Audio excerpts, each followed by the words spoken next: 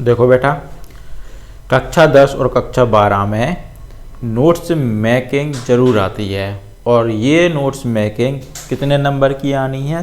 6 number की आनी है। 6 नंबर यानी कि जो आपकी नोट्स मेकिंग होती है वो 6 नंबर में बटी हुई होती है। तो देखो पहले कि नोट्स मेकिंग को बनाए कैसे जाता है। सबसे पहले तो ये है कि नोट्स मेकिंग को बनाएं कैसे, और बनाने से पहले हमें किन बातों को हमें जानना ज़रूरी है वो भी ज़रूरी है।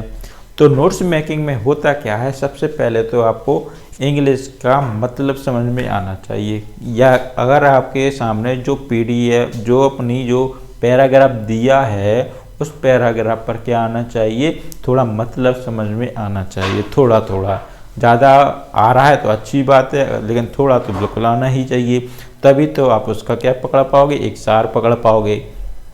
ठीक, तो देखो अपन सबसे पहले सीखते हैं, एक नोट्स मेकिंग का उदाहरण दिया गया है वो सीखते हैं। क्वेश्चन इस तरह का आएगा, किस तरह का आएगा, देखो पहले क्वेश्चन आएगा, हम ले लेते हैं कि read the following passage carefully, यानी कि जो पैसेज दिया गया है उसको केयरफुली से पढ़ो। ठीक है, गिव ए टाइटल, सबसे पहले क्या देना है, टाइटल देना है। मेक नोट्स, और फिर उस पर क्या बनाने हैं, नोट्स बनाना है। नोट्स बनाने के बाद प्रिपेयर इट समरी, क्या देना है, और समरी देना है। ध्यान रखना टाइटल और नोट्स पर कितने नंबर मिलते हैं, 3 नंबर मिलते हैं। कितने नंबर, 3 नंबर। और प्रिपेयरिंग इट्स समरी, और समरी पर कितने नंबर मिलते हैं, 3 नंबर इसमें मिलते हैं। यानी कि आपकी जो समरी है, जो नोट्स मेकिंग है, वो 6 नंबर की हो जाती है। तो 6 नंबर की हो जाती है, तो इस बात का ध्यान रखना है। तो देखो सबसे पहले तो ये आपके सामने एक नोट्स मेकिंग का एग्जाम्पल है, इसकी कोशिश करो देखने की, क्या है देख रहा हूँ। सबसे पहले आप इसका क्या करो, मतलब समझो, पूरी को नोट्स मेकिंग को बड़े ध्यान से पढ़ो, फिर उसका मतलब समझो। कह रहे हैं कि man is made up of many quality, यानी कि आदमी में कई प्रकार की क्वालिटी बनाई है, जैसे बोथ गुड एंड बैड, माने अच्छी भी बनाई है और बुरी भी बनाई है। And among the latter is anger, और कुछ लेटर बनाए हैं जो गुस्सैली प्रकार के होते हैं।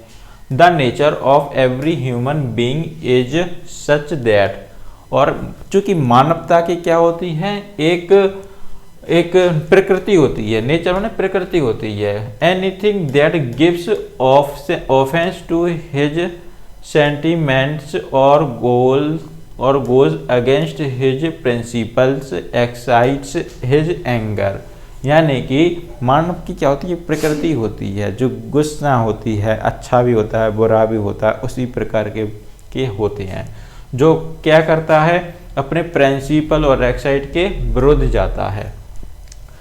This evils which result from anger are many, और यह किसका परिणाम होता है, यह गुस्सा से और कई प्रकार की व्यवहार का बन जाता है। अंडर इट्स इन्फ्लुएंस, यानी कि a man loses his power of reasoning and judgement. अब ऐसे व्यवहार से आदमी क्या होता है, अपनी जो कैपेसिटी होती है, यानी डिसीजन लेने का, सोचने विचारने का, रीजनिंग मीन्स बुद्धिमत्ता, उसको वो खो बैठता है, उसको क्या कर देता है, खो बैठता है। अब नीचे देखो, नीचे क्या है, not being able to retain control, और अपने आप पर क्या करता है, कंट्रोल भी नहीं रह पाता। ओवर हिमसेल्फ व्हेन एंग्री, और वह अपने आप पर क्या रहता है, हिमसेल्फ माने बहुत गुस्सा रहता है अपने यहाँ पर। He does not know that he is doing और सेइंग, वह नहीं जानता है कि वह क्या बोल रहा है और क्या कर रहा है। Under its influence a man put off his balance to the extent that he forget his duty, यानी कि इस स्थिति में वह क्या करता है, अपने इन्फ्लुएंस और a man puts off his balance, यानी अपना बैलेंस या संतुलन खो बैठता है। The extent that he forget his duty, और अपनी जो कर्तव्य होता है वह भी भूल जाता है। टूवर्ड्स हिज सुपीरियर एंड, अब देखो टूवर्ड माने की ओर, हिज सुपीरियर अपनी महानता की ओर, एंड मे इवन से थिंग्स, और इसके बाद वह क्या करता है, इवन माने फिर भी, इवन माने फिर भी, say things which are extremely insulting to them, फिर भी वह अपनी क्या करता है, बेइज्जती करता है।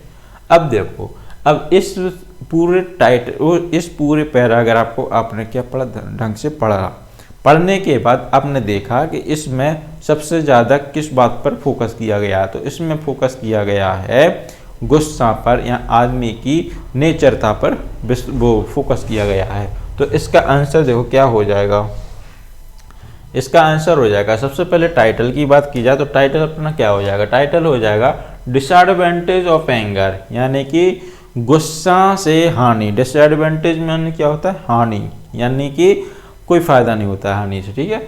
तो डिसएडवांटेज माने हानि, और दुष्परिणाम भी बोल सकते हैं। डिसएडवांटेज को क्या बोलते हैं, दुष्परिणाम भी बोल सकते हैं। और एंगर माने क्या होता है, एंगर माने होता है गुस्सा, क्या होता है, गुस्सा।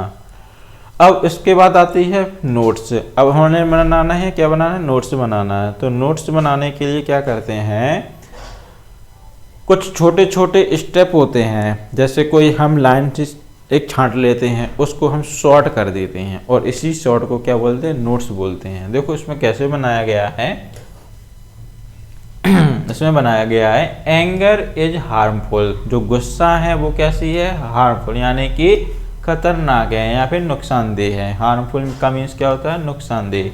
It is result into loss of reasoning, और यह क्या कहता है, देखो रीजनिंग की बात आई थी ना पैराग्राफ में, तो रीजनिंग आ गई। रीजनिंग माने आपकी सोचने की शक्ति या तर्क शक्ति करने की शक्ति जो होती है। पावर, पावर माने शक्ति, और एंड जजमेंट, और आप क्या कर सकते हैं, जजमेंट भी नहीं कर सकते हैं, ये गलत हो गया, एंड अनजजमेंट, ठीक है। A person when angry forget his duty, और वह पर्सन क्या करता है, अपनी गुस्से से क्या करता है, अपनी ड्यूटी को भूल जाता है। और उसके बाद रिजल्ट क्या आता है, रिजल्ट के बाद आता है कि वह अपनी महानता की भी इंसल्ट कर देता है। सुपीरियर माने महानता, इंसल्ट माने करता है, क्या करता है, अपनी महानता की भी बेइज्जती कर देता है। उसके बाद अगर देखें ना, तो उसके बाद आती है, फिर आता है अपने पास इसका समरी लिखने के लिए। और समरी कैसे लिखी जाती है, समरी इसीलिए इसमें से ही लिखी जाती है कि आप इसमें से कुछ क्या करते हैं, कुछ लाइनों को छांट लेते हैं जो अच्छी अच्छी हमें लगती हैं, और उन्हीं लाइनों को लिखने के बाद एक छोटा सा पैराग्राफ बन जाता है, उसी पैराग्राफ को बोलते हैं समरी। तो उम्मीद है कि आपने ये सीखा होगा कि नोट्स मेकिंग कैसे बनाई जाती है। अब देखो आगे क्या करेंगे, आगे भी है अपना कि आगे की अपन क्या करेंगे, और भी वीडियो है, मतलब और भी इसके उदाहरण लेकर आएंगे नोट्स मेकिंग का, वो आपको समझाएंगे, ठीक है। तब तक के लिए नमस्कार।